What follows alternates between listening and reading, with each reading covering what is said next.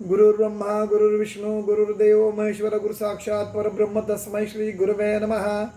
आपण गुरुचरित्राचा 17वा अध्याय पाहणार आहोत आणि 16व्या अध्यायामध्ये आपण काय पाहिलं तर महाराज हे गुरुचा महिमा काय हां या संदर्भामध्ये धौम्य मुनींची कथा वगैरे सगळं आपण पाहिलं आणि आज आपण त्याच्यावर 17वा अध्याय पाहणार आहोत. श्री गणेशाय नमः. एक शिष्या नामकरणे तू गुरुभक्त शिखामणी तुझी भक्ती गुरुचरणी लीन होय निर्धारे. तर सिद्ध हे नामधारकाला म्हणतात की तुझी गुरुभक्ती जी आहे ती त्या गुरुभक्तीशी की त्यांच्या चरणाशी तू लीन झालेला आहे निर्धारे.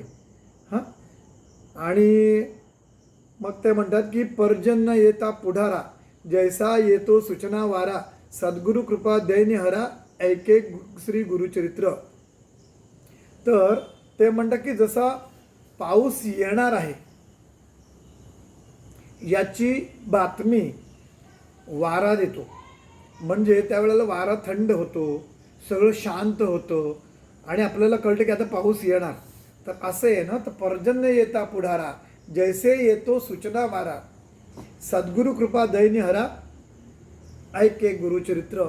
आणि ज्या अर्थी तुझं गुरुचरित्र ऐकण्यासाठी मन अधिक आतुर झालेलं आहे याचा अर्थ की आता सद्गुरूंची कृपा ही तुझ्यावर होणार आहे किंबहुना झालीच आहे आणि त्याच्यामुळे तुझं दैन्य गेलेलं आहे हे निश्चित मनी पकड.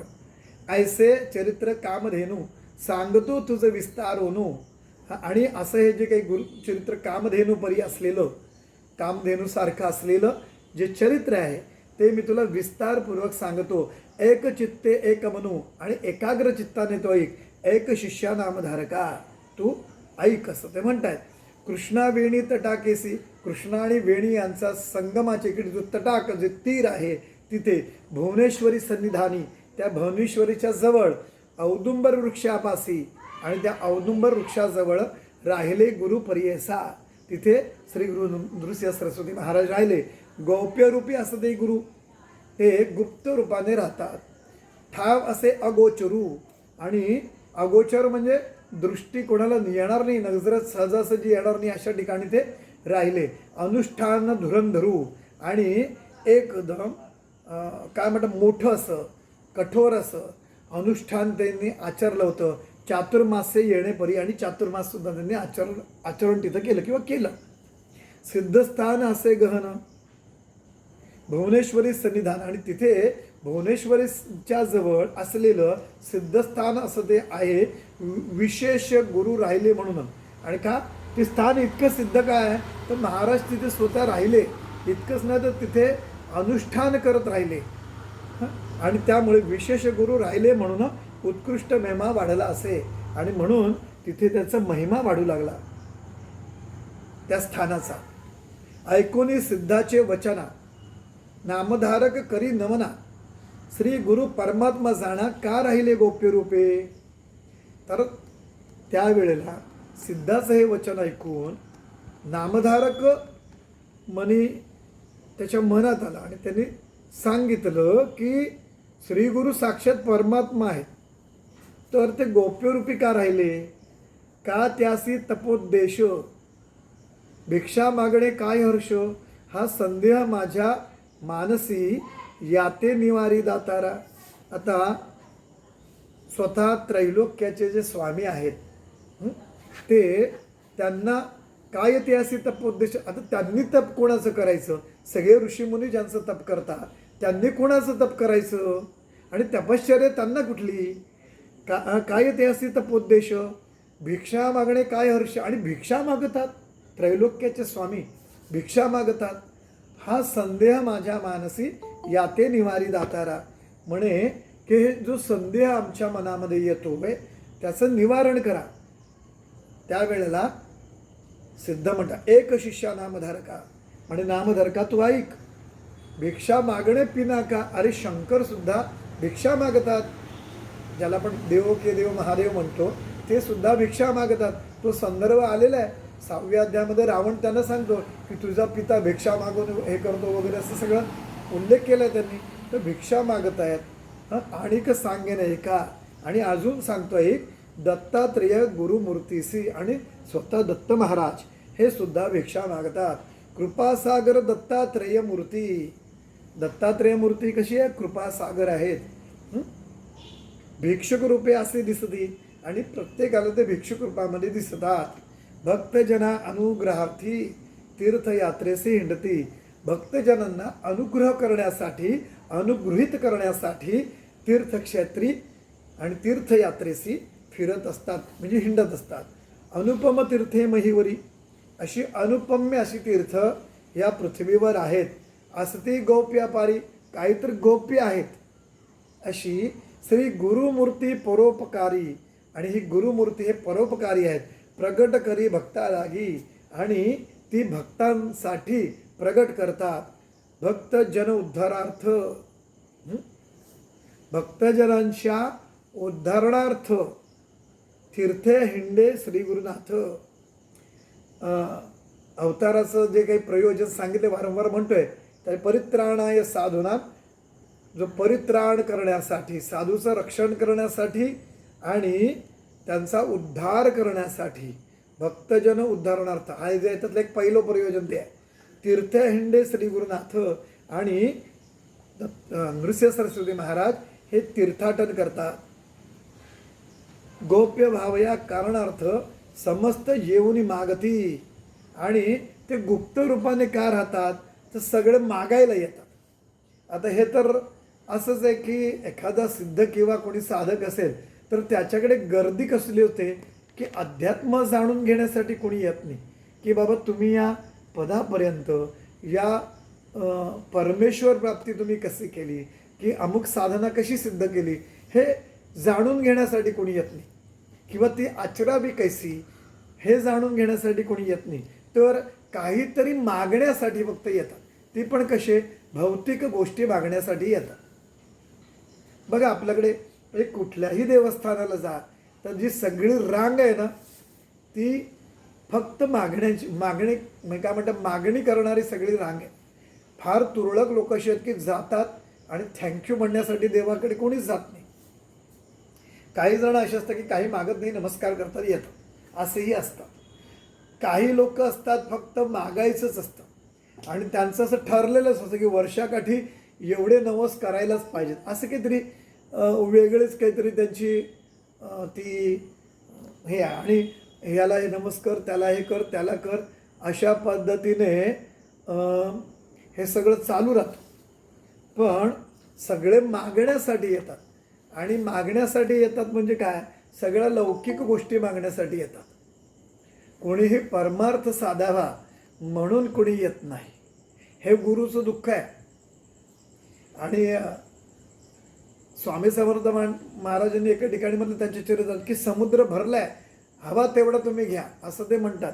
पण समुद्र भरलेला असताना आम्ही तीरावर काहीतरी घाण येतो, कचरा तो सगळा गोळा करतोय.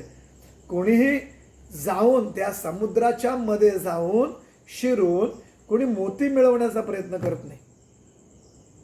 हा जो भाग आहे ना, तो इथे लक्षात घेणं गरजेचं आहे. कोणीही परमेश्वराच्या हृदयामध्ये जागा मिळवण्यासाठी, आपल्या सद्गुरूंच्या हृदयामध्ये जागा मिळवून आपलं भलं करण्याचं कोणी हेतू साधून घेत नाही. फक्त लग्न होत नाही, लग्न झाली तर मुलं होत नाही, मुलं झाली तर त्यांचे ॲडमिशन होत नाही, ॲडमिशन झालं तर त्यांना नोकरी लागत नाही, अशी फक्त मागणी, लौकिक गोष्टी मागण्यासाठी आपण येतोय. आणि हे इथं याच्यासाठी भक्त जन उद्धारार्थ ते आहेत, पण तरीसुद्धा ते गोप्य राहिले का? तर समस्त येऊनी मागती, फक्त मागण्यासाठी लोक येतात. तरीसुद्धा लपविता दिनकरासी, म्हणजे सूर्य कोणी झाकोळला किंवा झाकला, केवी लपे तेज रासी, तरी त्याचं तेज काही लपणार आहे का? कस्तुरी ठेवता गोप्यसी, कस्तुरी लपून किंवा गुप्त ठेवली. सुगंध केवी गोप्य होय, तर त्याचा सुगंध आहे तो कसं काय लपून राहणार आहे? त्या सुगंधावरून आपल्याला त्याचा ठाव आपल्याला लगेच लागतो किंवा तेज कुठून येतं तेजावरून ते कळतं. जिथे धूर निघतो तिथे वन्नी आहे ना, म्हणजे अग्नी आहे, तर अग्नीच लागतंय, अग्नीचं स्थान कुठं आहे ठिकाण हे त्या धुरावरून कळतं. तसंच आहे. आणिक सांगेन तुझं प्रती, आणि तुला मी अजून सांगतो, कल्पवृक्ष जेवी जगती, जेथे राहे ते अक्षिती, कल्पिले फळ देत असे. आता कल्पवृक्ष असतो ना, ज्या जागी त्या जगामध्ये जिथे तो असतो, तुम्हाला त्याला माहितीही नसतं की कुठं आहे काय वगैरे काही नाही, पण त्याच्या सानिध्यात मध्ये आलात, त्याच्या जवळ आलात तर तुमची कल्पलेली गोष्ट, तुमची इच्छा ती त्वरित तिथे पूर्ण होणारच आहे. तर अशी जी गोष्ट आहे, या कारणे त्या स्थानी सांगेन तुझं विस्तारुनी. आणि असंच यासाठी महाराज जरी गुप्त राहिले तरी सुद्धा त्यांचं सामर्थ्य काही गुप्त राहिलं नाही. ते सामर्थ्य त्यांच्या तिथे असण्यानंच तिथे प्रगट झालेलं आहे. आणि ते मी तुला सांगतोय, प्रकट झाले गुरुमुनी एक चित्ते पर्यासा. आणि करवीर क्षेत्र नगरांत, त्या करवीर क्षेत्रामध्ये नगरांत ब्राह्मण एक वेदरथ, जो वेदरथ, वेद म्हणजे वेदांच्या अभ्यासामध्ये, चिंतनामध्ये, मननामध्ये जो रथ आहे, जो रममाण आहे, तो वेदरथ असा एक ब्राह्मण होता. शास्त्र पुराणे विख्यात, शास्त्र आणि पुराणामध्ये ज्ञाता असलेला, सगळा सांगे सगळा विद्वत जना, आणि ते ज्ञान सगळ्यांना सांगत असे, तो देत असे. आद्यवेदी असे आपण, आद्यवेद म्हणजे पहिला वेद, पहिला वेद म्हणजे कुठला? ऋग्वेद, म्हणजे तो ऋग्वेदी ब्राह्मण आहे. आद्यवेदी असे आपण, जाणे तर्क व्याकरण, आणि तो तर्क आणि व्याकरण जाणणार आहे. अन्निकाप्रमाणे आचरण, आपल्याकडे अन्निक सूत्रावली लिहिलेली आहे, त्या अन्निक सूत्रावलीनुसार आचरण करणारा तो कर्ममार्गी रथ असे. आणि तो कर्ममार्गी आहे, जो आपलं नेमून दिलेलं स्वकर्म हे करणारा तो ब्राह्मण आहे. त्यासी झाला एक सुत, आणि त्याला एक मुलगा झाला. मंद असे उपजत, आणि उपजताच तो मंद होता. माता पिता समस्त गेली मरून त्याची, आणि शेवटी त्याचे आई वडील ते वारले. दिवस मास वर्धता बाळ, आणि दिवस मास जेव्हा बाळ वाढू लागलं, वर्षे 7 झाली केवळ, आणि त्याची वर्ष 7 झाली म्हणजे 7 वर्षाचा झाला. व्रतबंदी करती कुळाचार त्या द्विज कुमाराचा, आणि त्याचं मग उपनयन संस्कार वगैरे सगळं केलं कुळाचाराप्रमाणे. न ये स्नान संध्या त्यासी, त्याला स्नान संध्या सुद्धा करता येत नाही. गायत्री मंत्र परियसी, त्याला गायत्री मंत्र सुद्धा येत नाही. वेद कैसा मूर्खासी, पशु समान झाला असे. आता ज्याला नाही स्नान संध्या येत, नाही गायत्री मंत्र येत, तर आणि त्याला मग वेदाचं ज्ञान कसं होणार आहे, ते तर पुढची गोष्ट राहिली, तीही त्याला येत नाही, आणि तो पशु समान झालेला आहे असं ते म्हणतात. जेथे सांगती अध्ययन, म्हणजे जिथे अध्ययन शिकवलं जातं, ज्ञान सांगितलं जातं. सांगितलं म्हणजे पूर्वी मौखिक होतं ना सगळं, त्यामुळे ते सांगितलं. जेथे सांगती अध्ययन, आपण शिके जाऊन तिथं जाऊन शिकायचा प्रयत्न करायचा. तावन मात्र शिकता जाणं, सवेची विस्मृती होय त्यासी, आणि जो काही थोडंफार तिथे शिकायला जायचा ते सुद्धा विसरून जायचा. त्या ग्रामीचे द्विजजन, त्या गावामध्ये असलेले द्विजजन जे होते, म्हणजे ब्राह्मण. द्विज या शब्दाचा अर्थ आहे दोनदा जन्म ज्याचा होतो तो द्विज. आणि द्विज याचा अर्थ काय की दोनदा जन्म, पण कसा, तर आपल्याकडे नैसर्गिक आई वडिलांपासून झालेला जन्म, हा गर्भातून झालेला जन्म हा एक जन्म आहे, आणि दुसरा जन्म उपनयन संस्कार करून ज्ञान प्रक्रिया जी सुरुवात होते ज्ञान घेण्याची, तिला दुसरा जन्म असा मानला जातो. म्हणजे ब्राह्मण कुळामधला मी तुम्हाला सांगतो की जर ब्राह्मण असेल मुलगा, आणि जर त्याची मुंज झालेली नसेल, तर त्याला ब्राह्मणांमध्ये घेत नाही म्हणजे विद्वत जनामध्ये, त्याला चर्चेमध्ये नाही, किंवा तो ब्राह्मण मानला जात नाही, त्याने पूजा अर्चा करण्याचा अधिकार नाही. जेव्हा तुम्हाला यज्ञोपवीत धारण करून गायत्री मंत्राची दीक्षा दिली जाते आणि रोज एक एक मंत्र पाठांतर करायला दिला जातो, नंतर त्यावेळेला ती प्रक्रिया जेव्हा चालू आहे तेव्हा तुमचा दुसरा जन्म आहे. जेव्हा गायत्री मंत्राची दीक्षा घेतल्यानंतरचा तो जन्म आहे. आणि म्हणून द्विज म्हणजे द्वि म्हणजे दोनदा, ज म्हणजे जनन, दोनदा जन्म होतो ते द्विज. आणि तो खरं तर पूर्वी चातुर्वर्ण व जे समाजाला हा सगळा अधिकार होता. म्हणजे आपल्याला माहिती असेल की वंजारी समाजामध्ये सुद्धा मुंज करण्याचा प्रघात आता कमी झाला आहे, पण तो होता. म्हणजे माझ्या मावशीचं ने वंजारी समाजाशी मुलगा केला आणि हे झालं, तर त्या रविराजची माझ्या मावशीच्या मुलाची मुंज झालेली आहे. तर असा जो भाग आहे तो चार हे होतं. पण त्याच्यामध्ये ब्राह्मण, क्षत्रिय आणि वैश्य यांच्या उपनयन ह्यानं तिघांना द्विज असा शब्द बऱ्याच ठिकाणी वापरलेला आहे. तर हे द्विज जन होते ते त्याची निंदा करते आपण. विप्रकुळी जन्मन विद्या न ये तुझं लागी. अरे विप्रकुळामध्ये जन्म होऊन सुद्धा तुला विद्या येत नाही, याच्यासाठी त्याला बोलणी देत.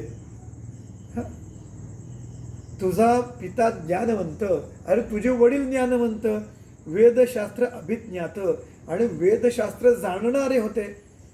त्याच्या पोटी कैसा सूत उपजला दगडापरी. अरे त्यांच्या पोटी तू कसा काय जन्माला आलास दगड. जळो जळो तुझे जिणे, की अरे असं हे जिणं जळून जावं म्हणजे नको असं. पित्याच्या नावा आणले उणे, आणि आपल्या वडिलांच्या नावाला उणे पण आणलास. पोट बांधून पाषाणे, आणि पोटाला दगड बांधून 22 तळी रिघे नासिका.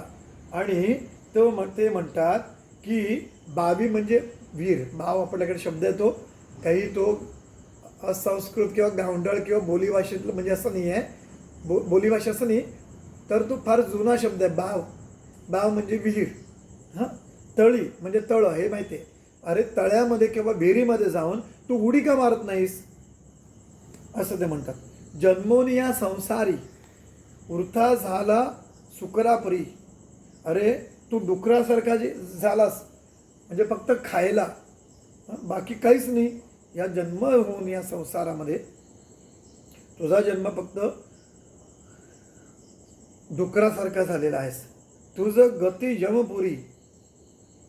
तुला आता यमपुरामध्ये यम लोकामध्ये जाशील, त्याला मृत्यूलोक म्हणतात. तर तिथे तुझं गती यमपुरी आचारहीन वर्तिसी. अरे आचारहीन म्हणजे आचार कुठलाच नाही. जो आचार म्हणून मनुस्मृतीमध्ये आचार परमो धर्म असं म्हटलंय. आपलं आचरण हाच खरा धर्म आहे. तुम्ही कसे वागता, कसे बोलता, कसे संवाद साधता, चार चौघांमध्ये कसे वागता, किंवा आपण व्यक्तिगत असताना कसे वागतो, हे सर्व जे आहे आचरण मध्ये धर्माचरण असेल. शिक्षणामधलं तुम्ही शिक्षक असाल तर शिक्षक म्हणून तुमचं आचरण कसं आहे. तुम्ही विद्यार्थी आहात तर विद्यार्थी म्हणून तुमचं आचरण कसं आहे. नंतर शिक्षकांना आली नावाने हाक मारतात, शिव्या दिल्या जातात. हे आचार जे आचरण आहे तोच खरा धर्म आहे असं मन सुद्धा म्हणतो. आचारहीन वर्तिसी ज्यासी असे विद्या एक, तोची मनुष्या माझी अधिक. अरे ज्याच्याकडे विद्या आहे ना तो त्या लोकांमध्ये अधिक आहे. म्हणजे तो काय म्हणतो त्याला की तो विद्वान आहे, त्याला मान सन्मान आहे. अधिक जैसा चिंतामणी रेख तैसी विद्या पर्येसा. जसं एखाद्याकडे चिंतामणी असणं म्हणजे स्पर्श केला की त्याचं सोनं होणार, तसं त्या चिंतामणीसारखं ज्ञान असतं, ती विद्या असते. त्यामुळे विद्या असणं आवश्यक आहे. हे इथं म्हणते हा गुरुचरित्राचा बोध आहे की प्रत्येकाने नवीन नवीन काहीतरी शिकून घ्या. आणि म्हणजे इथे मला आता सुचिताताईचं हे नाव दिसलं होतं. म्हणजे शिक्षण कसं असायला म्हणजे किंवा काय काय शिकत राहायचं, जाणून घ्यायचं, तर तुम्ही काही जणांना चांगला आदर्श बनवा की ते शिकत असतात. कारण विद्या असायला पाहिजे. माणसाकडे वेगळंपण त्याचंच आहे. जी प्राण्यांकडे वगैरे विद्या नाही, ती विद्या आपण अवगत करू शकतो, शिकू शकतो. म्हणून ज्यासी असे विद्या एक, तोची मनुष्यामादी जी अधिक, जैसा चिंतामणी देख तैसी विद्या पर्येसा. ज्याचे हृदयी असे विद्या, ज्याच्याकडे विद्या आहे त्याची सकळ भोग सदा, त्याला चांगले भोग आहे, सुख आहेत. यशस्वी होय सुख संपदा, त्या विद्येच्या जोरावर तो यशस्वी होईल आणि सुख सौख्य संपदा नांदेल. समस्तांमध्ये पूज्य हो तोची, आणि तो सर्वांमध्ये पूज्य होईल, मान सन्मान पावेल, प्रतिष्ठा मिळेल. एखाद्या समयी विदेशासी, आणि एखादा माणूस जर का परदेशामध्ये गेला, जाय नर विद्याभ्यासी, आणि एखादा विद्याभ्यासी किंवा विद्या असलेला माणूस हा परदेशात गेला तरी पूजा करती त्यासी, तो पूजनीय होतो, पूजा केली जाते. विदेश होय स्वदेश, आणि त्याला विदेशा परका वाटत नाही त्यामुळे, कारण तिथे सुद्धा त्याला आपलंसं करणारी माणसं किंवा तो आपल्यातलं असं स्वीकारणार, कारण त्याच्याकडे विद्या आहे म्हणून त्याला स्वीकारतात सगळीकडे. आणि त्यामुळे तो विदेशसुद्धा, तो परदेशसुद्धा स्वदेशासारखा तिथे तो राहू शकतो. श्रेष्ठ असेल वय थोर, तो वयाने जरा मोठा असेल, हां श्रेष्ठ असेल, हां विद्या नाही अपूज्य, आणि तो वयाने मोठा असेल पण अगदी श्रेष्ठ म्हणजे श्रीमंत सुद्धा असेल, पण विद्या नाही अपूज्य, तरी सुद्धा विद्या नसल्या कारणाने तो पूज्य नाही आहे, तो अपूज्य आहे. अश्रेष्ठ असेल एखादा नर, आणि एखादा अश्रेष्ठ म्हणजे श्रेष्ठ नाही, सामान्य असेल, हलका असेल, कोणीही विद्या असता पूज्य होय, आणि विद्या असल्यामुळे तो सर्वत्र पूज्य होईल. ज्यासी नाही सहोदर, ज्याला कुणी भाऊ वगैरे नसेल त्याला त्यासी विद्या असे भ्रतार, त्याला विद्या भावासारखी आहे. सकळिका वंद्य होय नर, तो सगळ्यांना वंदनीय होतो. विद्या गुण ऐसा असे, असा विद्येचा गुण आहे. जयासी असे विद्या बहुत, आणि ज्यांना भरपूर विद्या आहे, भरपूर शिकलेलं आहे, नवीन नवीन जाणून घेण्याची आणि ते साध्य करण्यासाठी जो प्रयत्नशील राहतो तोची होय ज्ञानवंत, आणि तो खऱ्या अर्थाने ज्ञानवंत होतो. त्याच्या देही दैवत, त्याच्या देही दैवत पूजा घेई सकळांपासी, प्रत्यक्ष परमेश्वर त्याच्यामध्ये बसून तो अनेकांची पूजा स्वीकारतो.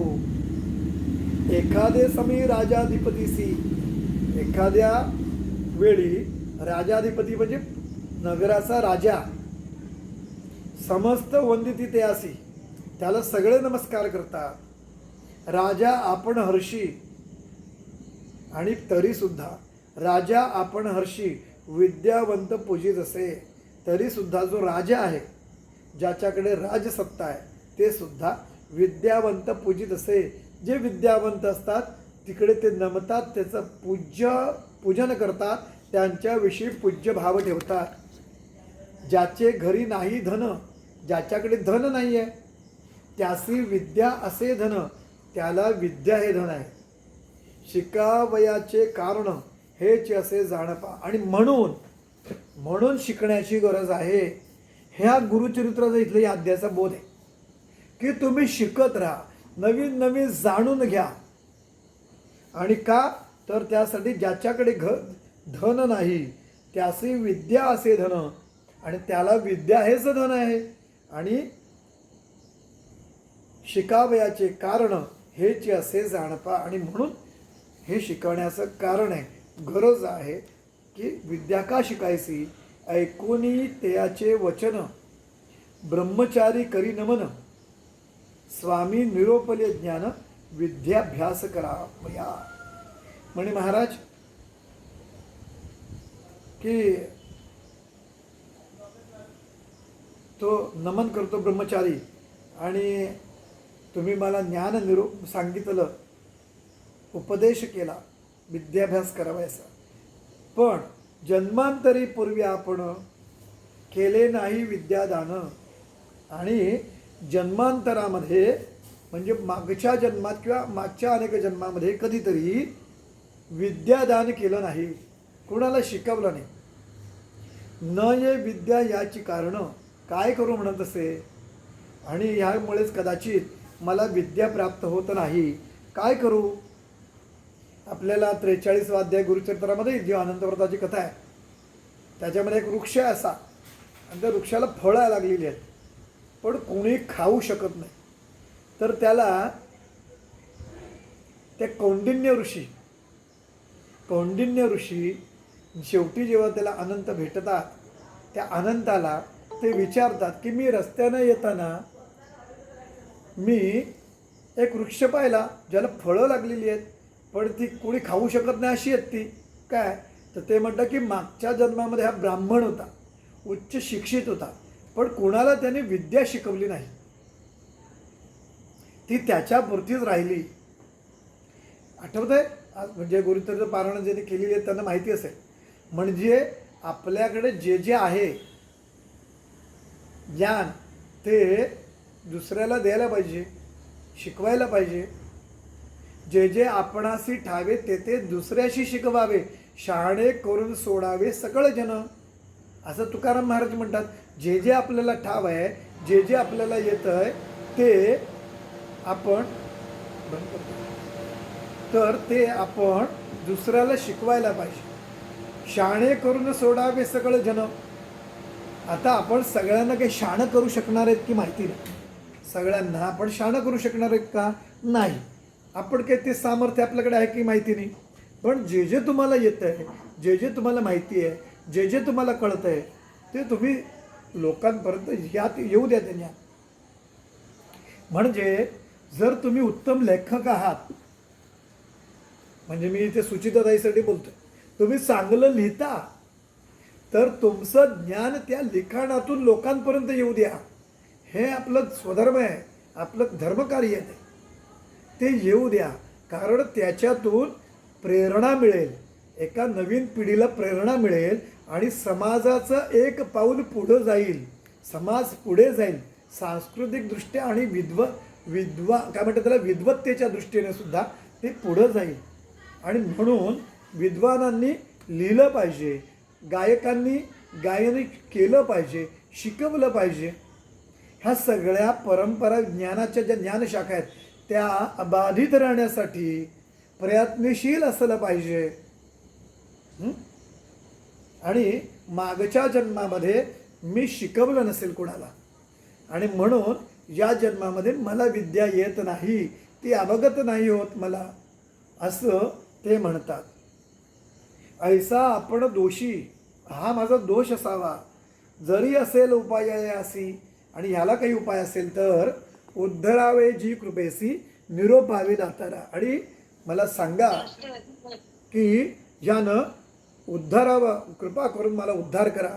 आणि असं सांगा, परसुनिया सकळ ब्राह्मण सांगती तया हा सुन, होईल पुढे जनन तधी येईल विद्या तुते.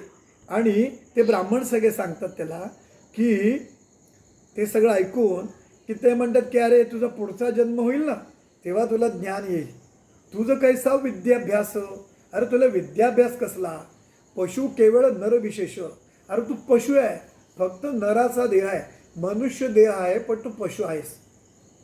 भिक्षा मागून उदर पोष, असे रे मूर्खा कुळ नाशका, अरे फक्त भीक मागून तू खातोस, असा तू कुळनाशक आहेस. ऐसे निचोत्तरेसी, आणि असं त्याला घालून पाडून बोलतात, घालून म्हणजे निचोत्तर, घालून पाडून बोलतायत. बोलती द्विज लोक त्यासी, ते द्विज लोक त्याला बोलतात. वैराग्य धरुनी मानसी, आणि त्याने मग वैराग्य आता नको, खूप झालं असं मनामध्ये येऊन निघाला असे अरण्यात, आणि तो अरण्यामध्ये निघाला. मनी झाला खेदे खिन्न, खेद झाला, खिन्न झाला, दुःखी झाला. म्हणे आता त्यजीन प्राण, आता मी प्राणत्याग करीन. समस्त ठेवती दूषण, सगळे मला दूषण देतात, दोष देतात. काय उपयोग वाचून या जगून काय उपयोग आहे. जळो जळो आपले जिणे, अरे म्हणे जळो माझं जिणं. पशु झालो मतिहीने, आणि या मतिहीन मी असा पशु झालेलो आहे. आता वाचून काय कारणे, आता वाचून आपल्याला काय उपयोग आहे. म्हणून निघाला वैराग्य, आणि मग तो जीव देण्यासाठी निघालाय. भिल्लवडी ग्रामापासी, त्या भिल्लवडी ग्रामाजवळ आला तो नर परियसी, आणि तो तिथे आला योगायोगाने. अन्न न घेई उपवासी, आणि मग अन्नत्याग केला, उपवास. पातला निशी दैववशे, आणि तिथे रात्रीच्या वेळे दैववशाने योगायोगाने तिथे पोहोचला. कुठे, जेथे असे जगन्माता, जिथे ती जगन्माता भुवनेश्वरी विख्याता जी भुवनेश्वरी देवी आहे, तिथे तो आला योगायोगाने त्या मंदिराच्या ठिकाणी. तेथे पाविता त्वरिता करी दर्शन देवीचे, आणि मग देवीचं त्याने दर्शन घेतलं. न करी स्नान संध्या देख, आणि स्नान संध्या काहीच नाही तिथे करत. अपार करीत असे दुःख, दुःख करू लागला, अतीव दुःख करू लागला. देवद्वारा सम्मुख धरणे घेतले त्याने, आणि देवाच्या दारामध्ये, द्वारासम्मुख म्हणजे देवाच्या दारामध्ये ठाण मांडून तिथे बसला. येणेपरी दिवस 3 दिवस तिथे निर्वाण मन करुनी, आणि तिथे निश्चय करून निग्रह करून मनाचा अन्नोदग त्यजुनी, म्हणजे अन्न पाण्याचा त्याग करून बैसला होता तो द्विज. तो तिथे ब्राह्मण कुमार तिथे बसलाय. नोहे स्वप्न त्या लागुनी, म्हणे कोपे तो बहुमनी. म्हणे अंबा भवानी का उपेक्षसी मज लागी, आणि तो म्हणाले तू स्वप्नात सुद्धा येत नाही, काहीच करत नाही. मग तो चिडतो तिच्यावर आणि मनामध्येच, आणि तो त्या अंबा भवानीला, त्या देवीला असं म्हणतो की माझी उपेक्षा तू सुद्धा करतेस का. उपेक्षा करते मला का उपेक्षा करते माझी. आक्रंदनी तये वेळी, आक्रंदनी रणून तये वेळी शस्त्रे घेऊन प्रबळी, त्याने एक शस्त्र घेऊन आपली जिव्हा तत्काळी, आपली जीभ तत्काळी छेदोनी वाहे तिचे चरणी, तिच्या चरणावर जीभ छेदली, जीभ कापली आणि ठेवली.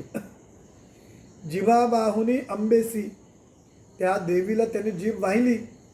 मागुती म्हणे प्रियसी, आणि नंतर तिला म्हणाला जरी तू मज उपेक्षसी, जर तू माझी उपेक्षा करशील. वाहीन शिर तुझे चरणी, तर मी तुझ्या चरणी शिर वाहीन, म्हणजे डोकं वाहीन, शिर छेद करेल आणि ते वाहीन. ऐसे निर्वाण मानसी, असं निग्रहाचं बोलणं त्याचं होतं. कर्मिता झाला असे निसी, आणि असंच त्याला रात्र पडली. स्वप्न झाले तेयासी, आणि त्याला एक स्वप्न पडलं. एका समस्त श्रोते हो, सगळ्यांनी ते ऐका.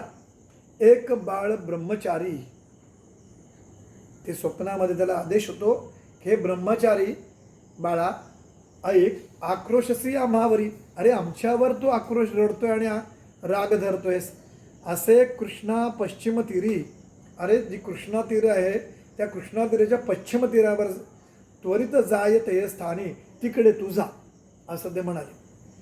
औदुंबराचे वृक्षातळी, त्या औदुंबराच्या झाडाच्या तळाशी छायसी असे तापसी महाबळी, आणि तिथे एक तपस्वी असे आहेत, ते महाबळी आहेत, म्हणजे त्या साधनेने महाबळी असे.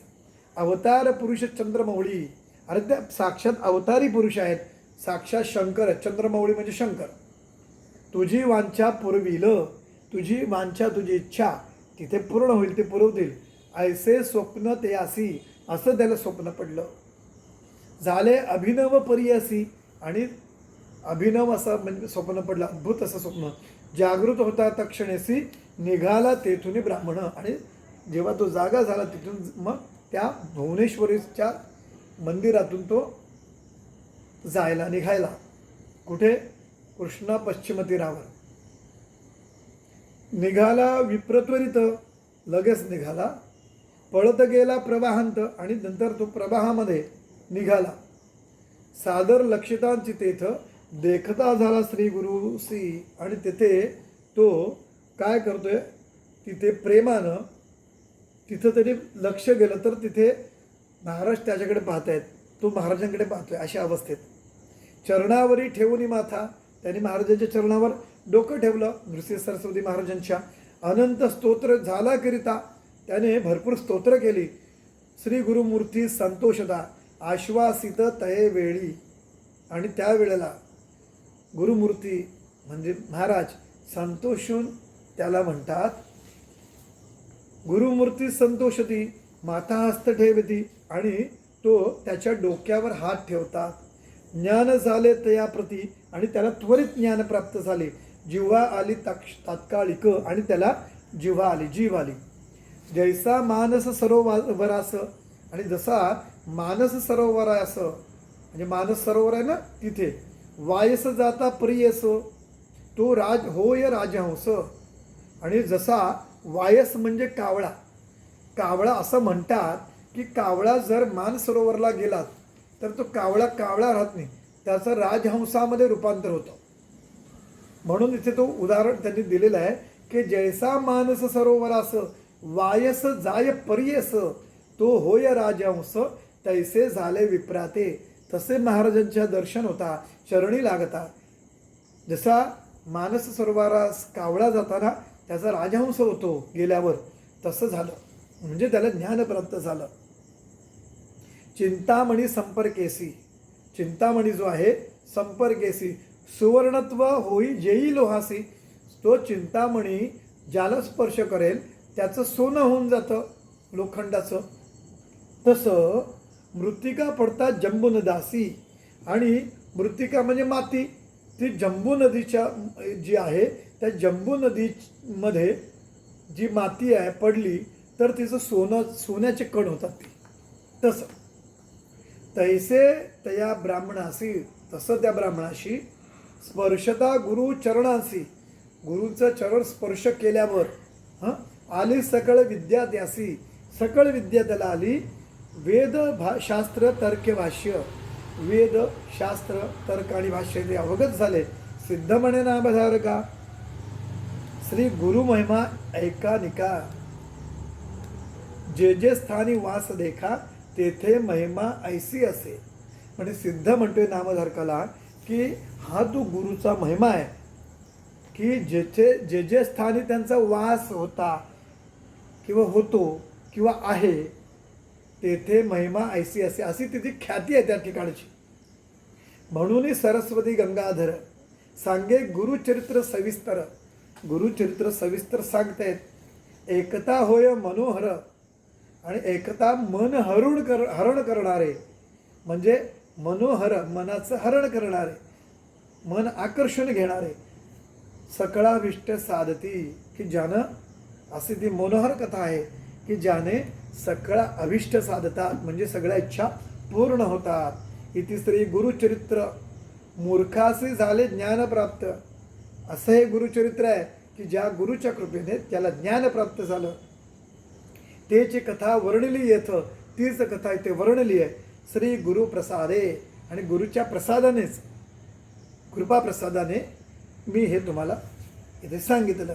इति श्री गुरुचरित्र परमकथा कल्पतरो श्री नृसिंह सरस्वत्याख्याने सिद्ध नामधारक संवादे द्विजोद्धरण नाम सप्तदशोध्याय. श्री गुरु दत्तात्रेयार्पित वस्तू. ओवी संख्या 61. श्री गुरु दत्तात्रेयार्पित वस्तू. इथे आपला 17वा अध्याय पूर्ण झालेला आहे. उद्या आपण 18वा अध्याय पाहणार आहोत. अवधूत चिंतन श्री गुरुदेव दत्त. श्री स्वामी समर्थ महाराज की जय.